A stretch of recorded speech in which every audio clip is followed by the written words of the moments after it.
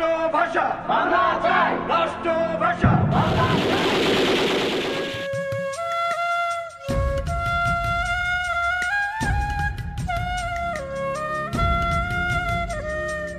সবাইকে স্বাগত জানাচ্ছি কথা প্রকাশ নিবেদিত মেলার মাঠে মুখোমুখিতে। এই আয়োজনে আমরা মেলার গুরুত্বপূর্ণ বই নিয়ে গুরুত্বপূর্ণ লেখকের সাথে আলাপ করি। আমার সঙ্গে এই মুহূর্তে আছেন কাঁটাতারের ডায়েরি এই বইটির লেখক নাহিদ হোসেন। নাহিদ ভাই কূটনৈতিক সাংবাদিক, দীর্ঘদিন ধরে সাংবাদিকতা করছেন। নাহিদ ভাই স্বাগত মেলার মাঠে মুখোমুখিতে। শিমুল, অনেক ধন্যবাদ আপনাকে। নাহিদ ভাই, আপনার সাংবাদিকতার মাধ্যম টেলিভিশন বা ভিজুয়াল মাধ্যম বইয়ের চেয়ে অনেক শক্তিশালী। তাও কেন আসলে বই? কোন কোন জায়গা থেকে ভাবলেন এই বইটা করা দরকার? না, বইয়ের চেয়ে শক্তিশালী কোন পার্সপেক্টিভে? কারণ টেলিভিশনটাতে আমরা বলি ইরেজ মিডিয়া। একটা টেলিভিশনে একটা রিপোর্ট প্রচার হলো, তার পরের দিন কিন্তু সেই টেলিভিশনের ভোক্তা তো অনেক বেশি, টেলিভিশনের ভোক্তা অনেক বেশি, কিন্তু সাস্টেইনেবিলিটি কম। আচ্ছা, ফলে আপনি দীর্ঘ সময়ের সাস্টেইনেবিলিটির জন্য আসলে কাঁটাতারের ডায়েরি বই আকারে আনছেন। না, এইখানেও আবার ওইভাবে বলা যাবে না। আমি বইতে তো আমার রিপোর্টের কিছু লিখি নেই, রিপোর্টে যা বলতে পারি নাই আমি তা লিখছি। আচ্ছা, তার মানে এই বইটা তৈরি হয়েছে আসলে আপনার রিপোর্টিং এর যে অভিজ্ঞতা, প্রত্যক্ষ অভিজ্ঞতা এবং যা যা কিছু অনএয়ার করতে পারেন নাই তা নিয়ে। হ্যাঁ হ্যাঁ, একদমই। মানে আমি আমার মুখবন্ধটা দেখলে আপনি দেখবেন যে ওটা শিরোনাম হচ্ছে 2.5 মিনিটের বাইরে। মানে একটা টেলিভিশনের রিপোর্ট কতক্ষণের হয়? আপনিও টেলিভিশনে কাজ করছেন, আপনি 2.5 মিনিট, 3 মিনিট, 2.5 মিনিট, বড় জোর 3 মিনিট। কিন্তু একটা রিপোর্টার যখন ওই রিপোর্টটার জন্য কাজ করে, সে কি আসলে 3 মিনিটের গল্প নিয়ে কাজ করে? তার কাছে হয়তো 300 মিনিটের গল্প থাকে, কিন্তু সব তো সেই টেলিভিশনে প্রকাশ করা সম্ভব হয় না। তার মাথায় অনেক কিছু জমে থাকে। আমি চেষ্টা করছি হচ্ছে আমার এই সীমান্ত কেন্দ্রিক যে 8-9টা রিপোর্ট গত 7-8 বছরে, এই রিপোর্টগুলোতে আমার মাথায় যে গল্পগুলো জমা ছিল, এই রিপোর্ট করতে যাওয়ার কৌশল, করার জন্য ঝুঁকি নেওয়া, এবং কখনো কখনো সেটার বিশ্লেষণ এসেছে। সে কখনো কখনো অ্যাডভেঞ্চারাস গল্প আছে, গরু পাচার নিয়ে কাজ করতে গিয়ে ওই অন্ধকারে কাঁটাতারে ঘোরাফেরা করা গল্প আছে। ফলে রিপোর্টে আমি যা দেখাইতে পারি নাই সেইগুলো একটু সংকলন করার চেষ্টা করছি। এক ধরনের দলিল বলতে পারেন এটা। কিন্তু এই দলিলে পাঠকদের লাভটা কি হবে? পাঠক কি পাবে এই বইয়ে? কেন পড়বে বা কিনবে এই বই? আপনার সাংবাদিকতার বীরত্ব গাথা বা অভিজ্ঞতা তারা আসলে পয়সা খরচ করে কেন কিনবে?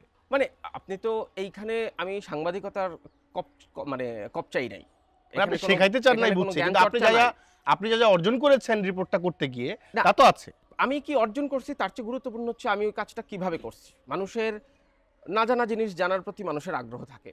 ফলে একটা রিপোর্ট যখন টেলিভিশনে দেখে, ধরেন আমার গরু পাচারের রিপোর্টটা যখন প্রচার হয়, এটা নিয়ে অনেক প্রশংসা আমি পাইছি। তো যারা আমার প্রশংসা করছে তারা অন্তত তো জানতে চায় যে রিপোর্টটা আমি কেমনে করলাম। আমিও জানতে চাই। হ্যাঁ, ফলে আপনি সেই ওই চ্যাপ্টারটা পড়লে তো সেই গল্পটা আপনি জানবেন, সেই আগ্রহটা আপনার আছে বলে আমার মনে হয়েছে। ছিটমহল নিয়ে অনেক কাজ হয়েছে। আমি 2015 সালে যখন ছিটমহল নিয়ে কাজ করি, তখন পর্যন্ত আমি আসলে ছিটমহল কি এটা ঠিকঠাক মতো জানতামই না। কিন্তু সেই সময় ছিটমহল নিয়ে কাজ করতে গিয়ে দেখলাম এটা তো আসলে 68 বছরের ইতিহাস। তো সেই ইতিহাসের যে দুঃখমোচনের গল্প 2015 সালে যখন এটা ছিটমহল বিনিময় হয়, সেটা তো আমি ফার্স্ট হ্যান্ড উইটনেস। তো আমি রিপোর্টে ধরেন 5 জন মানুষের কথা দেখাইছি ভক্স পপ হিসেবে, বাট আমি তো কথা বলছি 50 জনের সাথে। অবশ্যই ওই 45 জন মানুষের গল্পটা তো আমার মনে হয়েছে পড়বে মানুষ। দ্বিতীয়ত হচ্ছে আজকে না পড়লেও এটা থাকলো তো 5 বছর পর হলেও। 45 জন মানুষের গল্প, সব গল্প নিশ্চয়ই এখানেও আসে নাই, সব না, গল্প আসে সব না, গল্প এখানে আসে সম্ভব না। কিন্তু সিলেকশনের গল্প আসলে সাংবাদিকতা মানেই সিলেকশনের গল্প। আপনি টেলিভিশনে কোনটুকু দিবেন, কোনটুকু আপনি নিজে বই লিখেছেন, আপনি নিশ্চয়ই টেলিভিশন রিপোর্টটা করার সময় বইয়ের কথা ভাবেন না? না, একদমই না, একদমই না। নাহিদ ভাই, এই যে বইটা বা আপনার যে রিপোর্টের জন্য তো ধরেন নিউজ রুমের এক ধরনের ডিরেকশন থাকে, আপনার নিউজ বসের একজনের ডিরেকশন থেকেছে, আবার ব্যক্তি সাংবাদিক নাহিদ হোসেন যিনি অনুসন্ধিৎস, যিনি এই জায়গায় আরো অনেক বড় পার্সপেক্টিভে ব্যাপারগুলা দেখে অভ্যস্ত, যে জায়গা থেকে আমি আপনাকে চিনি। এই বইটার কথা কবে প্রথম মাথায় আসলো? এই বইটার কথা খুব প্রিসাইজলি মাথায় আসছে জাস্ট গত বছরের অক্টোবর-নভেম্বরের দিকে। আমার যে প্রতিষ্ঠানে আমি কাজ করতাম সেই প্রতিষ্ঠানের চাকরি থেকে আমি একটু বিরতি নিয়েছি, একটা ইস্তফা দিয়েছি। আমি আবার হয়তো সাংবাদিকতায় ব্যাক করব। তো আমার হাতে দেখলাম যে একটু সময় আছে, আমি আবার ব্যস্ত হয়ে যাব। তো ফলে সাংবাদিকতা করতে থাকলে এই বইটার জন্ম হইতো না। ফলে এই ব্রেকটা কাজে লেগেছে। হ্যাঁ, এই ব্রেকটা দেওয়ার একটা কারণ ছিল এই বইটা লেখা। মানে আমি যদি এই ব্রেকটা না পাইতাম তাহলে আমি হয়তো এই বইটা জন্মই দিতে পারতাম না। আপনি দীর্ঘদিন ধরে আসলে কূটনৈতিক সাংবাদিকতা করেন, সীমান্ত সাংবাদিকতা যেই ব্যাপারটা এই দেশে, এটা তো ভয়াবহ অবিকশিত আমি বলবো। সেই অবিকশিত একটা জায়গায় কাজ করার চ্যালেঞ্জটা আপনি কেন নেওয়া জরুরি বলে মনে করলেন? প্রথম কথা হচ্ছে, আমি এটা নেওয়া জরুরি বলে মনে করি নাই, কিংবা এটা আমি খুব চিন্তা ভাবনা করেও নেই নাই। এটা হয় না, এটা হয়ে গেছে। মানে আমি ধরেন আমি যদি একদম প্রিসাইজলি বলি, আমার তো প্রথম কাজ বর্ডারে যাওয়া হচ্ছে ছিটমহল নিয়ে। ছিটমহল বিষয়টা 2014 সাল পর্যন্ত তো আমি জানতাম না। মানে নাম জানতাম ছিটমহল, কিন্তু কেন ছিটমহল, কিভাবে ছিটমহল, যখন হচ্ছে আমি দেখলাম ল্যান্ড বাউন্ডারি এগ্রিমেন্ট 74 সালের একটা চুক্তি ভারত বাংলাদেশের মধ্যে, কিন্তু সেইটা এই মানে 2015 সাল পর্যন্ত বাস্তবায়ন হয় নাই। আমি মূলত একটা ভ্লগে এই লেখাটা পড়তেছিলাম, তখন তো আপনি জানেন ভ্লগগুলো খুব ছিল। তো সেটা পড়তে গিয়ে আমার মনে হলো যে ছিটমহলটা নিয়ে একটু পড়াশোনা করি। তারপরে আমি সেই ল্যান্ড বাউন্ডারি এগ্রিমেন্ট পড়লাম। ল্যান্ড বাউন্ডারি এগ্রিমেন্টের অনেকগুলো ক্লজ, 91-92 দিকে প্রথম ক্লজের একটা বাস্তবায়ন হলো, কিন্তু ছিটমহল বিনিময়টা হয় নাই। সেইটা করতে গিয়ে আমার যখন রিয়েলাইজেশন হলো না, একটু বর্ডারে যাই। আর আপনি যেটা বললেন না, যে একটা মানে নিউজ রুমের ডিরেকশন থাকে, বসের ডিরেকশন থাকে, আমি সৌভাগ্যবান বলতে হবে, অন্তত সীমান্তকেন্দ্রিক কোনো রিপোর্টিংয়ে আমার অফিস, সেটা চ্যানেল 24 হোক, নিউজ 24 হোক, আমার অফিস, আমার বসরা কখনো আমার উপর কোনো ডিরেকশন চাপায় দেয় নাই। এইখানে আমি যেভাবে কাজ করতে চাইছি আমি পারছি। অভিনন্দন। মানে এটা খুব রেয়ার। বাংলাদেশ এমন একটা দেশ, সে প্রায় ভারতের কোলে বসবাস করে। আমাদের 3 দিকে ভারত, একদিকে সমুদ্র। ভারতের সাথেই তো সবচেয়ে বড় সীমান্ত। সেই দেশে, এবং ভারত খুবই আধিপত্যশীল একটা দেশ, ভারতের কূটনীতি আমাদের চেয়ে অনেক বেশি স্ট্রং। সেই দেশে এই ধরনের সাংবাদিকতা করার সংকটগুলো কি নাই ভাই, অ্যাজ ফার্স্ট হ্যান্ড এক্সপেরিয়েন্স? ধরেন, প্রথম কথা হচ্ছে, আপনি সীমান্তটা চিনবেন কিভাবে? সীমান্ত মানেই তো শূন্য রেখা, জিরো লাইন। জিরো লাইনে তো একজন মানুষ যাইতে পারবে না। একজন সাংবাদিকেরও যাইতে হলে এখানে আপনার বর্ডার গার্ড বাংলাদেশ, বিজিবির ক্লিয়ারেন্স লাগবে। আপনি তাদের সহযোগিতা ছাড়া যাইতে পারবেন না। কিন্তু একটা রাষ্ট্রীয় বাহিনীর সহযোগিতা নিয়ে সবসময় কি আসলে সত্য ঘটনা বের করা সম্ভব? অসম্ভব, কিংবা তুলে আনা সম্ভব? ফলে এখানে আপনার ধরেন ঢাকায় একটা অনুসন্ধানী সাংবাদিকতা করার জন্য আপনার যেসব কৌশল নিতে হয়, সেই একই রকম কৌশল আপনাকে সীমান্তেও নিতে হবে। ফলে এই দুইটাকে আসলে আলাদা করে দেখার কোনো সুযোগ নাই যে সীমান্ত সাংবাদিকতার চ্যালেঞ্জ। যে কোনো সাংবাদিকতাই তো চ্যালেঞ্জিং। এবং আমি ওই যে আলাদা করে অনুসন্ধানী সাংবাদিক এই শব্দটাতেও আপত্তি করি। ভাই, সাংবাদিকতা মানেই তো অনুসন্ধান। একদম। আপনি ঢাকায় বসেও যদি একটা গোপন রিপোর্ট নিয়ে কাজ করেন, কিংবা না, কিন্তু সেটা আমি যেই কারণে এই শব্দটা বললাম, সেটা হলো, এটা আপনার বইয়েও লেখা আছে। আর আরেকটা ব্যাপার হলো যে সীমান্ত সাংবাদিকতা টার্ম হিসেবে প্রচলিত, সারা দুনিয়াতেই সাংবাদিকদের মধ্যে এটা প্রচলিত না, বাংলাদেশে প্রচলিত না মোটেও। আমি ধরেন সীমান্ত সাংবাদিক হওয়ার জন্য তো সীমান্ত না, সাংবাদিকতা করি নাই। অবশ্যই না। কিংবা সীমান্ত সাংবাদিক বলে আলাদা করলো টার্ম, আপনি বাংলাদেশে কারে বলবেন সীমান্ত সাংবাদিক? আপনি আমাকেও তো বলতে পারেন না আমি কয়টা রিপোর্ট করছি গত 10 বছরের সীমান্ত নিয়ে, আপনি আমার সীমান্ত সাংবাদিক বলতে পারেন না। মানে আপনি কোনো একটা স্পেসিফিক এরিয়াতে একটা রিপোর্টারের যদি ওই এরিয়ার সাংবাদিক বলেন, তাহলে তার তো কনসিস্টেন্টলি ওটা নিয়ে কাজ করতে হবে, তার জানা বোঝা এটা নিয়ে ধরেন মাস্টার হইতে হবে তাকে। কিন্তু আমি গত 10 বছরে তো আরও বহু কাজ করছি, সীমান্ত সাংবাদিকতায় তো আমি কনসেন্ট্রেট করি না। এখন হ্যাঁ, এইখানে ধরেন একটা নিউজ রুম কিংবা অফিসের একটা বিষয় আছে। সীমান্ত সাংবাদিকতা ঢাকায় বসে হবে না। You have to go to the border. টেলিভিশনের একটা রিপোর্টার বছরে কয়বার যাবে বর্ডারে? অফিস কয়বার টাকা দিবে তারে? কয়বার গিয়ে কয়টা রিপোর্ট আপনি আনবেন যেটা অফিস ফ্রুটফুল মনে করবে, কিংবা ধরেন মানে ফাইন্যান্সিয়ালি ফিজিবল মনে করবে যে হ্যাঁ ঠিক আছে আমি। এইটাই তো বড় সংকট। হ্যাঁ, এটা একটা বড় সংকট। তো এই সংকট তো অস্বীকার করার কোনো সুযোগ নাই। কিন্তু ধরেন আমি যেই জায়গায় প্রশ্ন করতেছিলাম, মানে আপনি বললেন যে বিজিবি মানে রাষ্ট্রীয় বাহিনীর সহায়তা লাগতে পারে, আবার ধরেন উল্টা দিকে অন্য দেশের সহায়তাও তো লাগতে পারে, কূটনৈতিক সহায়তাও তো লাগতে পারে। সেটাও তো একটা বড় সংকট নিশ্চয়ই এই ধরনের কাজে। না, আমার ধরেন সীমান্ত নিয়ে কাজ করতে গেলে ওই উল্টা পাশের কারো সহযোগিতা আমার লাগে নাই। কারণ ইভেন ধরেন যেই কাজগুলো আমার রিমার্কেবল, তার মধ্যে 2-3টা কাজ আমি সরাসরি বিজিবি সহযোগিতা নিয়ে করছি, কারণ এইগুলো ধরেন বিজিবির অর্জন। ফলে মানে আমি তো বিজিবিকে প্রেইজও করছি এই বইতে। আমি শুধু বিজিবির সমালোচনা করি নাই, আমি আমার বইটা উৎসর্গ করছি বিজিবি সদস্যদেরও। কারণ আমি ফার্স্ট হ্যান্ড উইটনেস, মানে তারা কতটা কষ্ট করে। এখন আমি সেই উৎসর্গতে আমি লিখছি একটা লাইনে যে মানে বাস্তবতার ছাকনিতে মন্দটুকু ছেটে ফেললে আমি দেখেছি যে বিজিবি সদস্যরা কতটা কষ্ট করে। আপনি তো মন্দ তো পৃথিবীর থেকে সমূলে উৎপাদন করতে পারবেন না। একদম। ভালো মন্দ তো আমার রাষ্ট্র, আমার সরকার, আমার সমাজ ব্যবস্থা, আমার পৃথিবীর অংশ। ফলে আপনাকে আসলে ছাঁকনিটা ব্যবহার করতে হবে আপনার নিজস্ব জ্ঞান কিংবা নিজস্ব দৃষ্টির, যে আমি মন্দটা কিভাবে ছেটে ফেলবো। তো সেই জায়গা থেকে বিজেপি সহযোগিতা যেমন লাগবে, আপনার আবার আমি বিজেপি নিশ্চয়ই আমাকে জেনে শুনে গরু পাচার নিয়ে কাজ করতে যাইতে দিবে না। একদম। তো ওইখানে আমাকে তো বিজেপির চোখ এড়ায় যাইতে হবে। আমি ধরেন যখন ওই যে পাকিস্তান লেখা পিলারগুলো নিয়ে কাজ করলাম, আমার তো এইটা জানাই আমি তো জিরো লাইনে যাই নাই। এখন এইখানে ধরেন আমি কোন সুযোগটা নিছি, এইখানে ধরেন রিপোর্টারের একটা মুন্সিয়ানার বিষয় আছে। আমার জানতে হয়েছে যে কোন জায়গায় আসলে জিরো লাইনে আমি সহজে যাইতে পারবো, চেকপোস্ট নাই, কিংবা আমি কারো মুখোমুখি হব না, আমি কোনো চ্যালেঞ্জের মুখে পড়বো না।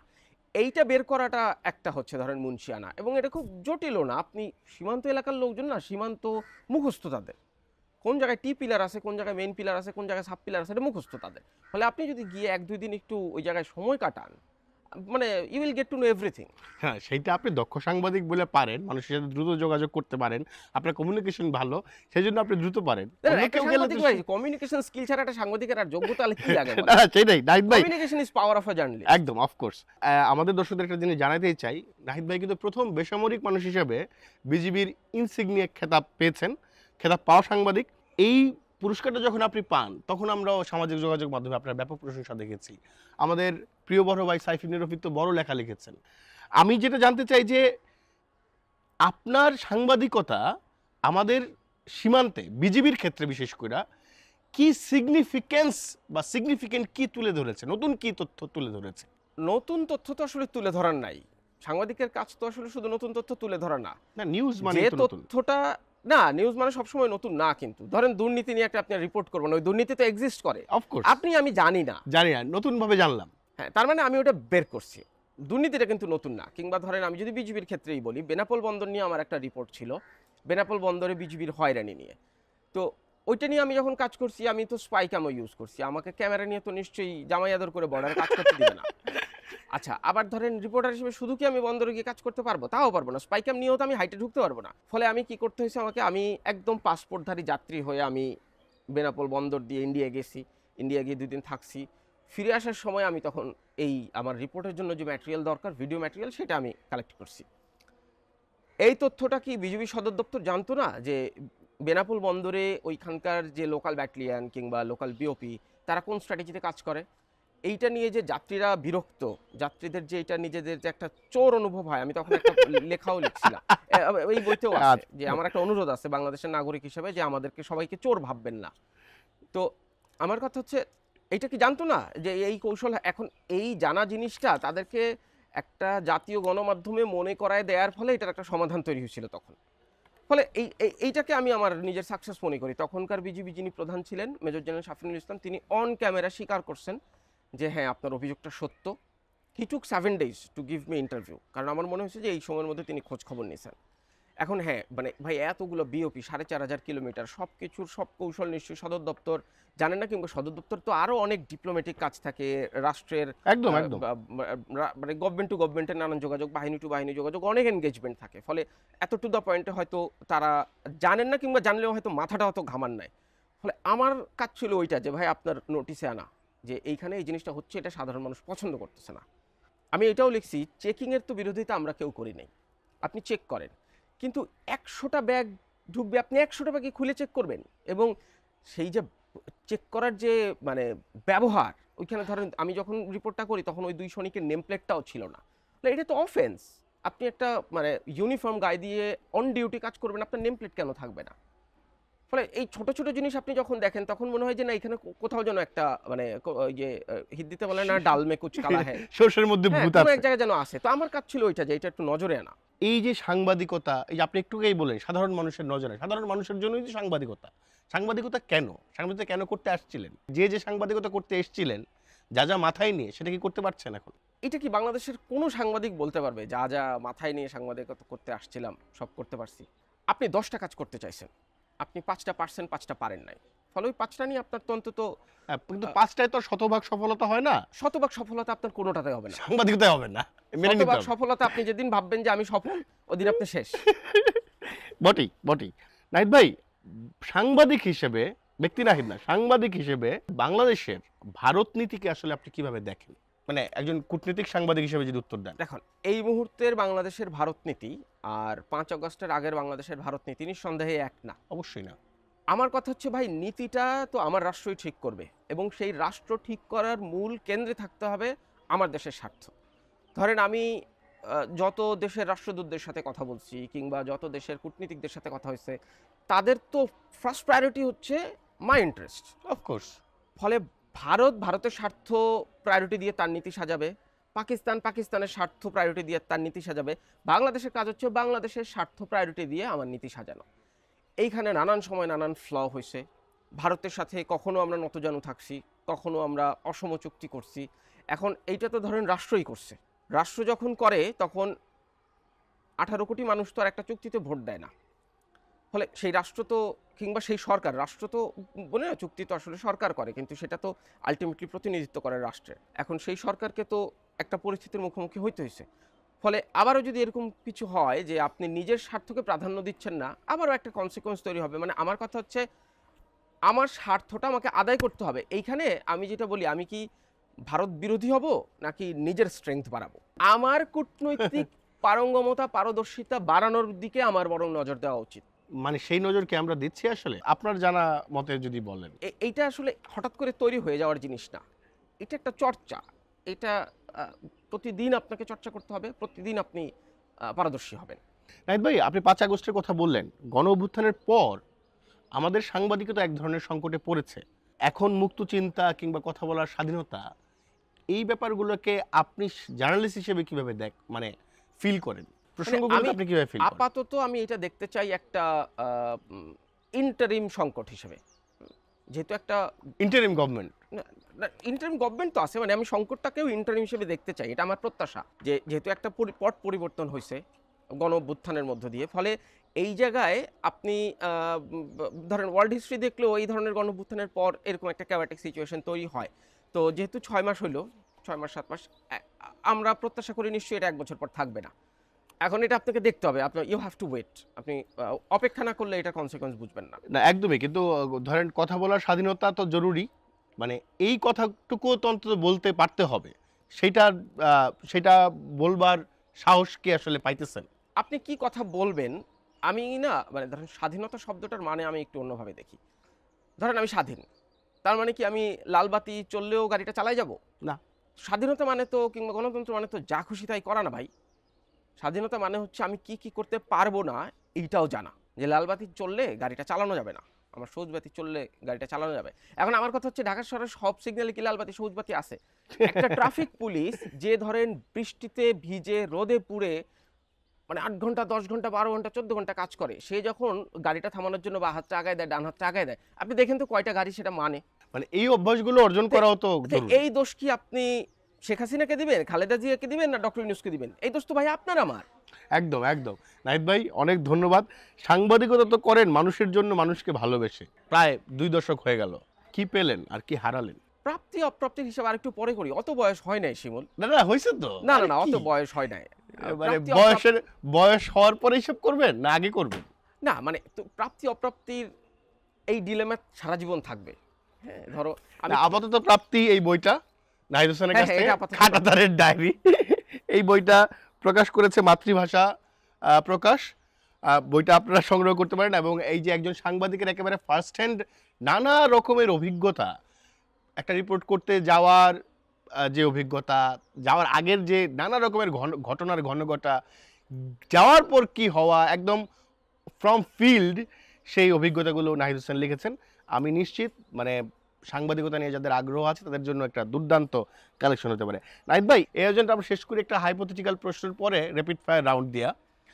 আপনার জন্য হাইপোথেটিক্যাল প্রশ্নটা হলো, ধরেন আপনার কাছে টাইম মেশিন আছে, আপনি যে কোনো সময়ে ফিরে যেতে পারবেন নিজেকে নিয়ে, ধরেন পৃথিবীর শুরু থেকে গতকাল পর্যন্ত। মানে এই টাইম মেশিনে কি শুধু অতীতেই যাওয়া যাবে, ভবিষ্যতে যাওয়া যাবে না? না, ভবিষ্যতেও যাওয়া যাবে, কিন্তু ভবিষ্যতের মানুষদেরকে তো আপনি চেনেন না। না তাইলে ধরেন আমি ওই আমার আয়ু যতদিন আছে, আমার মৃত্যুর আগে আমার সাথে একটু দেখা করতে চাই। ভালো, কি নিয়ে আলাপ করবেন তখন? সারা জীবন কি করলাম আর কি না করতে পারি, যদি এই টাইম মেশিনে আবার ফিরে আসতে পারি, তাহলে ভুলটা যদি শুধরাই ফেলতে পারি। এখন ধরেন আপনি যদি অতীতে যান, ধরেন 10 বছর আগে যান বা 20 বছর আগে যান, তখন সাংবাদিকতায় আসতেন নাকি? এই ভুলটা করতেন না। তো এখনই তো করতেন না, টাইম মেশিনের কি দরকার? নাহিদ হোসেনের জন্য র্যাপিড ফায়ার রাউন্ডের প্রথম শব্দ শৈশব, দুরন্তপনা, পরিবার, আশ্রয়, শিক্ষা, ভিত্তি, পেশা, অজানা, সাংবাদিকতা ছাড়া অন্য কিছু, শখ, শখের হাড়ি 80 তোলা, ভ্রমণ, ভ্রমণ হচ্ছে অর্জন, সংগ্রাম, চালিয়ে যাওয়ার বিষয়, সাফল্য, যেটা কোনোদিন আসে না, স্বপ্ন, স্বপ্ন অধরা থাকে, ভয়, ভয়কে জয় করতে হয়, সাহস, সাহস আপেক্ষিক, প্রেরণা, প্রেরণা মানুষকে এগিয়ে যেতে সাহায্য করে, প্রিয় স্থান, যে কোনো সবুজ গাছের নিচে, সারা দিন রাতের মধ্যে প্রিয় সময়, বিকেল, প্রিয় খাবার, বাকরখানি, প্রিয় গান, প্রিয় গান হচ্ছে সেই তুমি কেন অচেনা হলে, আয়ুব বাচ্চুর, প্রিয় চলচ্চিত্র, বাইসাইকেল থিফ, ভেটুরি ডেসিকার, প্রিয় উৎসব, পৌষ সংক্রান্তি, নাহিদ হোসেন, মানে go with the flow, Go with the flow। জীবন যাচ্ছে যাক না।